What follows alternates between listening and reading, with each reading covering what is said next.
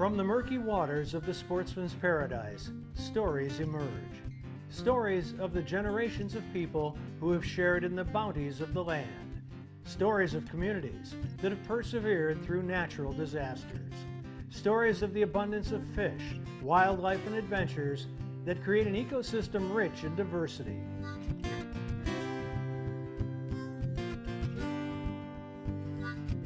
And from the silted banks of the mighty Mississippi to the soggy marsh bottoms, from the tops of towering pine forests to the depths of the salty Gulf, human and animal have shared this fortune for centuries. Enjoy these stories as told by outdoor journalists who travel across our state, documenting the adventure, sportsmanship, and heritage that make us Bayou Wild.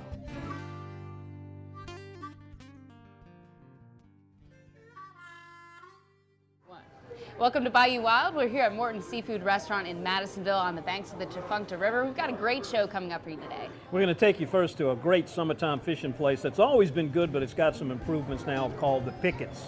This is an artificial reef made of 4-inch limestone rock, and there's 3 sections that was put down here. It's just one layer of limestone, and it's where the old Pickets rig used to be, which is a historical good fishing spot, good trout fishing spot.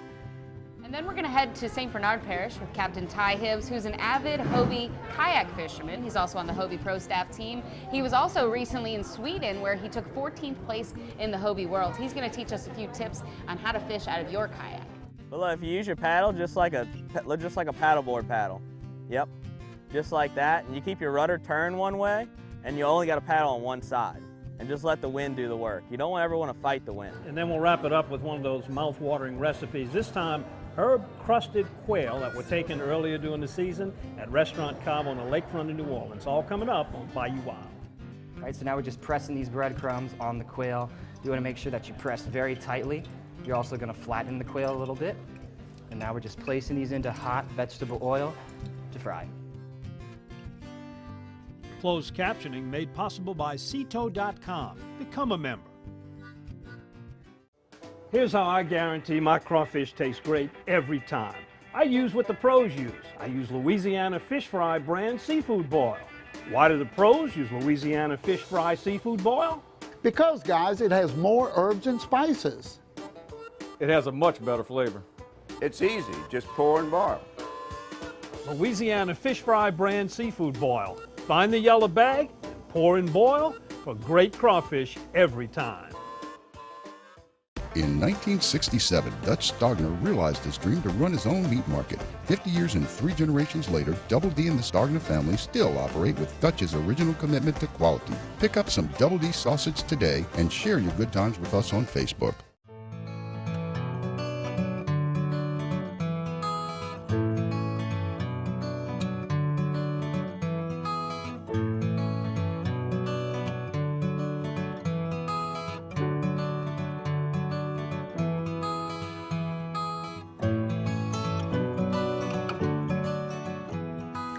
Find out if alternative treatment is the answer to your pet's health issues. Contact Dr. G at vetnaturally.com. Welcome back to Bayou Wild. And Martha, how long has it been since you caught trout 2 at a time? It's been a while. It hasn't been that long. It was last time we were at the Pickets. Before then, it's been a while, but that was a great trip. It's a great place to go. We fished with Captain Rob Dupont of Impulse Charters. Some great fishing going on there, and we'll explain the reason why.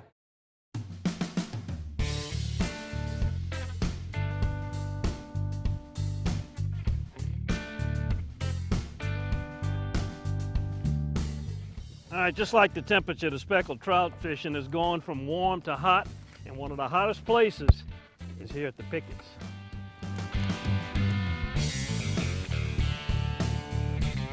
This is an artificial reef made of 4-inch limestone rock, and there's 3 sections that was put down here. It's just one layer of limestone, and it's where the old Pickets rig used to be, which is a historical good fishing spot, good trout fishing spot. So the reefs are probably an acre or 2 in diameter, and there's 3 of them out here, and the trout are around these limestone reefs.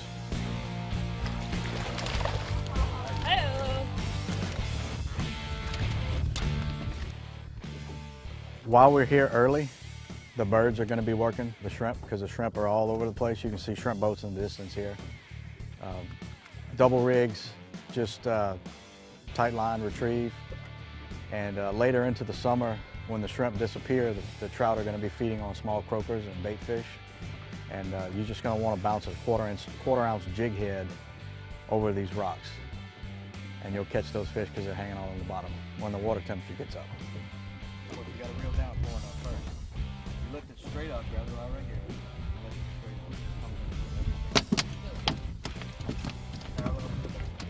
Birds are a good sign.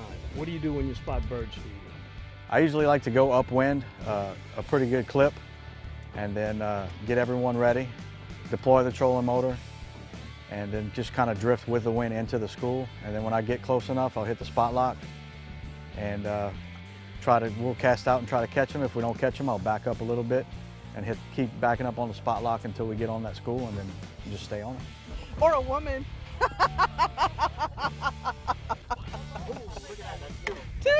Two, baby, two. Double. Go.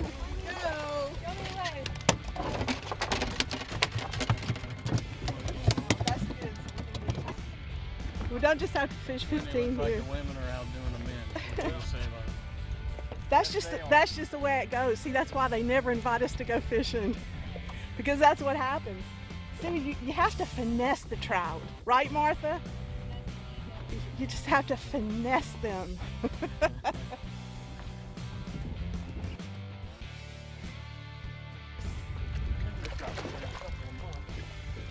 them in the chair. Thanks, guys. Trout can be notoriously tricky to catch, but using 20 Echo, I've logged all the data to know where they are. I look at several different forecasts for the wind. If it's blowing over 12 miles an hour, 12 miles an hour or over, you don't want to come out here because it's going to be too rough. And 5 to 10 is generally perfect. Right now it's probably 5 to 10, something like that. The past couple of days it's really calmed down because it's been blowing for the last couple of weeks. And now that it's calmed down, the water's cleaned up. When the water cleans up, catching fish. Now they're ranging 11 to 20 inches. I think we might have an 18-incher in there. And we did have quite a few throwbacks this morning, but those trout will be growing. Up and over.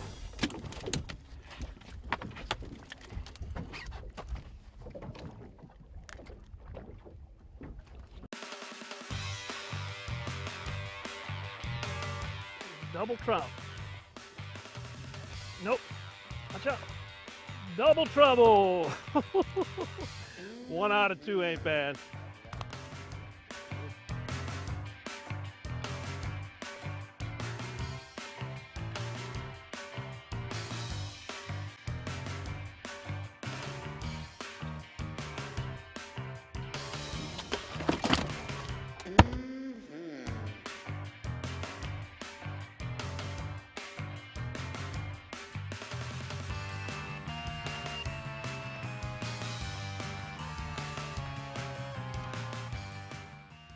Tide range is important. Today is actually a slack tide. The fish did bite. We were fortunate for that, but I think they bit because the shrimp were here in pretty good numbers. You know, 1 to 2 foot tide is generally pretty good fishing. Wow, you tricked me. Nice fish. Fooled me too. So what is the speckled trout having for lunch? Shrimp Creole. I like the double rigs because you can catch 2 at a time, like Martha demonstrated, and Wendy. They put a hurting on me this morning with the double rigs. Right. Also, no, all serious, it's a little heavier. So you got 2/4 ounces, which equals a 1/2 ounce, and it'll get down to the bait, and you can fish different ranges depending on where the fish are. All right, there you go. Speckled trout, 2 at a time out here at the Pickets. Now remember, if you're catching 2 at a time, your limit is not 50, it's still 25 per person. Coming up next, we head to St. Bernard Parish with Capt Ty Hibbs. He's going to teach you some tips on how to fish from the kayak. Live in. If you ain't around this hydrilla, thick stuff like this from now till like August, you ain't catching them. Just makes that water so clean, gives the bait a place to hide. Oh my God, it's a monster up here. Hi, I'm Donnie Rouse. There are a lot of different reasons to shop at Rouses. It's the people. Everybody that works here is just so nice. Our stores get deliveries 7 days a week. They have such a wide variety at Rouses. Everything's in stock. I mean, everything. We use Rouse family recipes and ingredients found right here in the store. It's the food. Rouse's food tastes like homemade. And they're local. Like us. We also have great prices. That's the difference Rouses makes. In 1967, Dutch Stogner realized his dream to run his own meat market. 50 years and 3 generations later, Double D and the Stogner family still operate with Dutch's original commitment to quality. Pick up some Double D sausage today and share your good times with us on Facebook. Here's how I guarantee my crawfish tastes great every time. I use what the pros use. I use Louisiana Fish Fry brand seafood boil. Why do the pros use Louisiana Fish Fry seafood boil? Because, guys, it has more herbs and spices. It has a much better flavor. It's easy, just pour and boil. Louisiana Fish Fry brand seafood boil. Find the yellow bag, pour and boil for great crawfish every time. One thing that attracts many to kayak fishing is the challenge, and one of the biggest challenges is finding success on a day when the weather is not so favorable. I've fished Delacroix before, but not really in the, in the shallow areas. It's very grassy, and that can be kind of challenging in these Hobies. I'm kind of like I got 2 left feet out here. The Delacroix area has become a place that attracts kayak fishermen because of its grassy, clean water, which is great for sight casting reds. But there are times when the grass can be a double-edged sword. You know, we've had a high river, all that river water just blooms that grass like you've never seen before. But I mean, that's where the redfish live. You got to put up with it. It's kind of a pain. The Hobie drive can get some grass on it, but the good thing about it, like I see a lot of other brands with the propellers and all, it's just gonna catch that grass so much. All I'll do is I'll just drift across it. I'll lock it with my little bungee cord. It'll keep the fins right up under the hull. I'll pull up my rudder or just unlock it to where it'll lift up, and I'll just let the wind do the work and float me right across and not work my arms off paddling. But if the worst case scenario, if it's real shallow and grassy, you just pull the whole drive out. That's what's so awesome about the Hobie. You just lift that out and it's perfectly fine. Standing in the kayak is a technique that many anglers use to spot redfish. This takes balance and coordination, but provides much more visibility. Also, a good pair of polarized sunglasses will help tremendously. But look, if you use your paddle just like a paddleboard paddle, yep, just like that, and you keep your rudder turned one way, and you only got to paddle on one side, and just let the wind do the work. You don't ever want to fight the wind. You never beat Mother Nature. That's for sure. You just find what works best with her. He'll let you get pretty close to him, just drop it on his nose, he should eat it. I messed up that last one, I got way too close to him.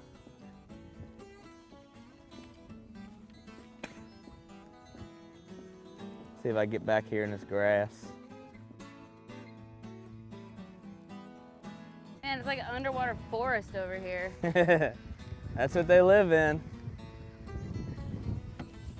If you ain't around this hydrilla, thick stuff like this from now till like August, you ain't catching them.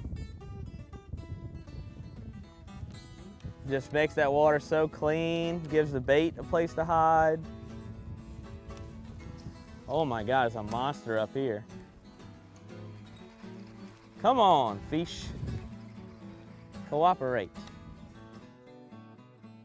Captain Ty knows that sometimes wind and tides aren't the only things working against you. Sometimes the fish just don't want to eat. Like I tell a lot of clients, if there's one, especially you get one tailing, his face is down in the mud, they might throw a foot to the right of his head. And it's not that he doesn't see it, it's that he doesn't care one bit whatsoever. Because there's so much in front of him. But you hit that 5-gallon bucket right on his head, and he's like, all right, that's in my path. I have to exert no energy to eat that, so I'll help you out.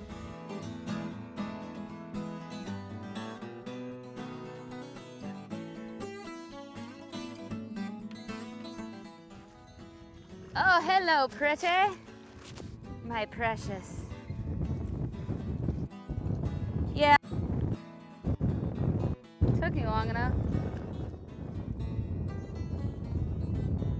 broken clock's right twice a day. So we're in about a foot of water. It's really grassy out here. Kind of just have to work with the wind and blind cast, because by the time you float over them, they're almost gone. But if you cast enough, you get a little lucky. He's beautiful. And we're gonna let him go now.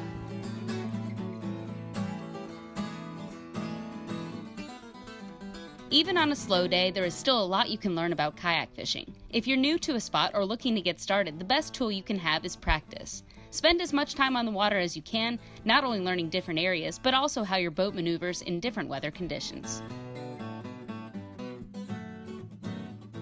You know, fishing with Ty that day was the first time I ever fished standing up in my kayak. Taught me how to gain a little confidence and kind of paddleboard from it as well. Hope you learned some tips from him. Next, we're gonna head to Lakeview. We've got a great Crusted Quail recipe from Cava. You don't wanna miss it. Coming up in just a bit, we're here at Cava with Chef Austin, where we're making an Crusted Quail dish.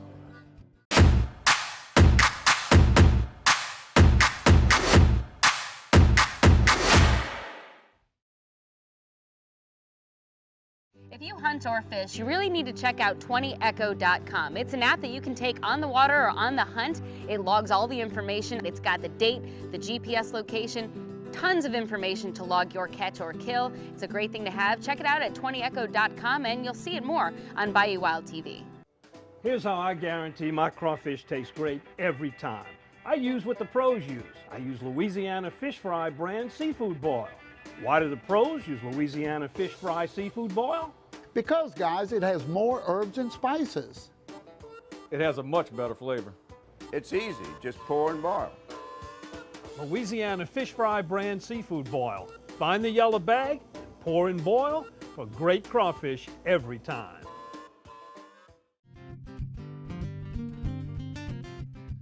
Today we're here at Cava Restaurant in Lakeview, Louisiana, here with head chef, executive chef Austin Faucheaux. We're cooking a game recipe. You may remember a few weeks ago we went on a quail hunt. It was a lot of fun. It's instinct, and it's really fun to watch them do what they were meant to do, and it just comes so easy. Shoot it! Good girl, good girl. Well, the quail today is provided by Elsie and my friend Lainey. They went out and we saved some for this recipe. Tell us what we're making today. Today we're going to make a dish called Herb Crusted Quail. I'm from a very large fishing family, so hunting is something we do a lot, but when we do get wild game from our friends, it's always something really excited, so we always do special treatment for it. First step we want to do is take the quail off the bone. So here we have our wild shot quails from our friend Lainey. And what you want to start here with a nice clean cutting board, clean knife, sharp knife is absolutely key here. Yes. And to take it off the bone, these have already been pre-cleaned for us. They've just been gutted. And you can see right here the breastplate. What you want to do is you want to start at the breastplate using your knife right at the seam of the breast. And then you can open it up really easily that way. Yeah, a sharp knife is really important, especially when you have fish and game. It makes a big difference when you're getting close and cutting neat cuts. So you just want to kind of feel in there with your thumb. You pull the meat away from the breast with every little cut. Once you get to the center of the breast, that's when you want to start worrying about your wishbone. The easiest way to pull out the wishbone would be you push your thumb right here in between the breasts. I remember taking the turkey wishbone as a kid, drying it out, and then pulling with my brother making the wish. All right. So might be a little small on a quail, though. And there is our tiny, tiny so wishbone. Adorable. Right. We'll save that for later and make a wish. Okay. So this is actually the tender of the quail. All right. So once you get to the half there, you can take one breast right off, and then you're going to mimic that on the other side. It will be a little easier on the other side because now you don't have your wishbone. There's actually a lot more meat than it looks like originally. The birds are so small when you're hunting them. As we saw previously, I was terrible at hunting them, but there's actually a good amount of meat on them. All right, so there we have our 2 quail breasts. We have the tender that hung on that one, and here you are left with the legs and thighs. So Still more usable meat. Right, you can use those. You can just yank them right off. It's very, very easy because quail bones are extremely fragile and small. You can actually just pop that right off. And you can fry these up just like chicken wings. You can treat these the exact same way that we're gonna do today. All right, we can always save that for a nice stock. All right, let's put those to the side. Quail stock. Now what we've done with the quail meat is we've put it first into milk. regular I've heard vitamin about D. this. What does it do? What's it going to do is it's going to leach all of the blood out of the meat. And the blood in the meat is where you're going to get the most gamey flavor from the meat. So this is common with venison, rabbit, quail, all sorts of wild game. So we'll go ahead and join these in there with them.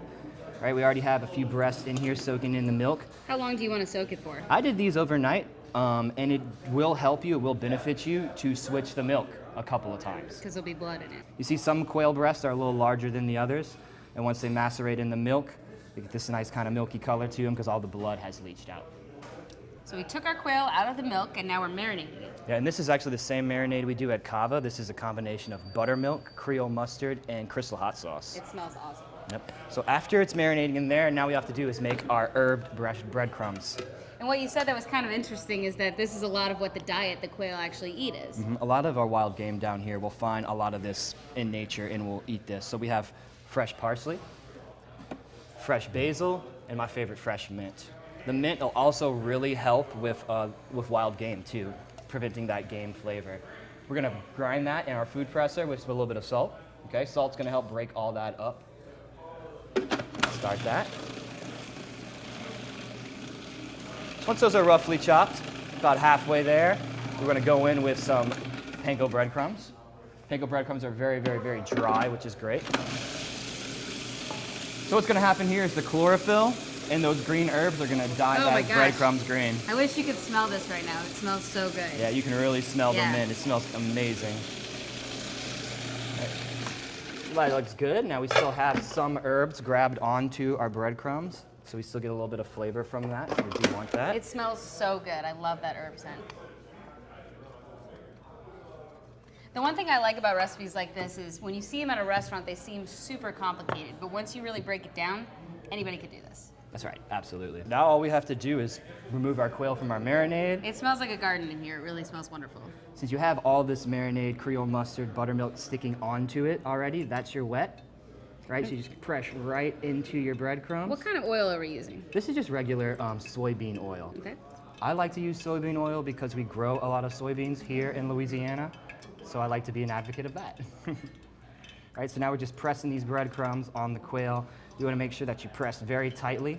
You're also going to flatten the quail a little bit. And now we're just placing these into hot vegetable oil to fry. I imagine it doesn't take too long to fry, being that it's kind of a smaller piece of meat. Exactly, and that helps us, keeps our herbs nice, bright, and green too. How do you know when it's ready to come out of the oil? You have to use your sixth sense as a chef. Ah. Yeah. This is where trial and error comes in handy.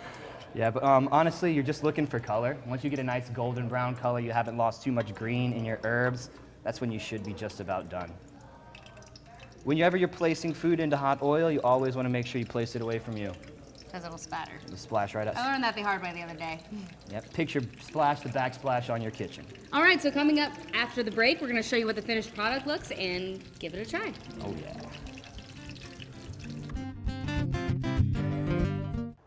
Here's how I guarantee my crawfish tastes great every time. I use Louisiana Fish Fry brand seafood boil. Why do the pros use Louisiana Fish Fry seafood boil? Because the flavor is so good.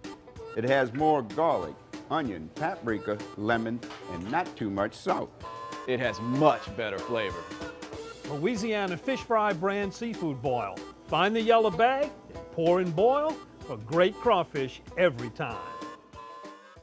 In 1967, Dutch Stogner realized his dream to run his own meat market. 50 years and 3 generations later, Double D and the Stogner family still operate with Dutch's original commitment to quality. Pick up some Double D sausage today and share your good times with us on Facebook.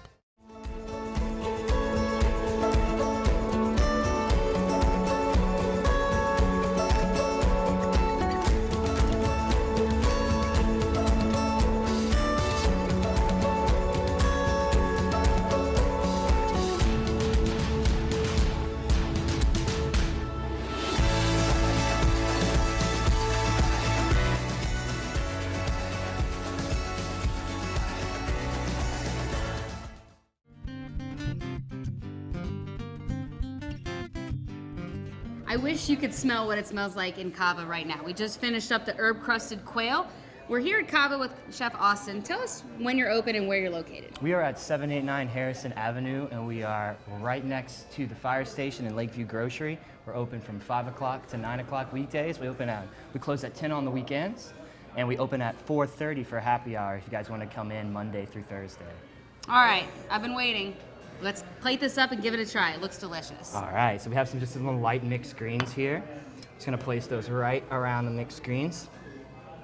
And here we have some traditional New Orleans remoulade sauce. And Would you serve this as an appetizer or as a full entree? Absolutely, I'd serve this just as an appetizer. Awesome. For a full entree, we'd have to put a vegetable and a starch and all that on there. So we're just gonna do a little drizzle of remoulade sauce right over the top. I'm starving, this looks delicious. All right, and there we have our herb crusted breast of quail. The true test.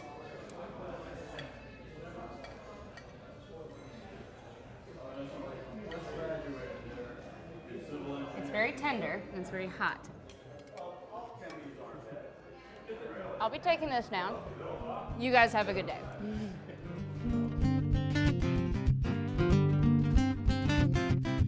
Hi, I'm Donnie Rouse. There are a lot of different reasons to shop at Rouses. It's the people. Everybody that works here is just so nice. Our stores get deliveries 7 days a week. They have such a wide variety at Rouses. Everything's in stock. I mean, everything. We use Rouse family recipes and ingredients found right here in the store. It's the food. Rouse's food tastes like homemade. And they're local. Like us. We also have great prices. That's the difference Rouses makes. Coming up on next week's show, we're back at White Oak Plantation with Chef John Foltz for oyster pan roast. Don't miss it.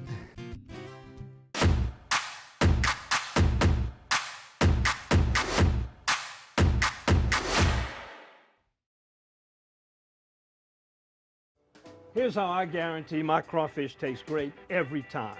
I use what the pros use. I use Louisiana Fish Fry brand seafood boil.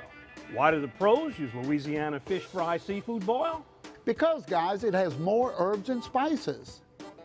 It has a much better flavor. It's easy, just pour and boil. Louisiana Fish Fry brand seafood boil. Find the yellow bag, pour and boil for great crawfish every time.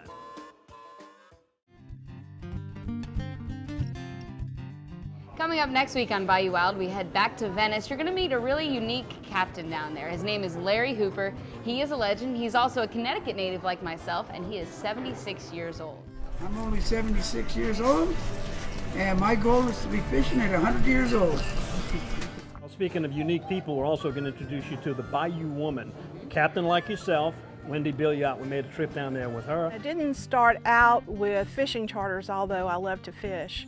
I wanted to do educational eco tours, wetland tours, to just show people what's going on here with coastal land loss and coastal restoration. And also find us on social media. We're on Facebook and Instagram, and we're also on YouTube. Check us out. You can subscribe to our shows, get all kinds of extras. And if you don't get CST, you can watch all the episodes there in full. And come have lunch with us. We're here at Morton Seafood Restaurant and Bar right there on the banks of the Tchefuncte River on Mondays. Come on by and say hello and talk a little fishing.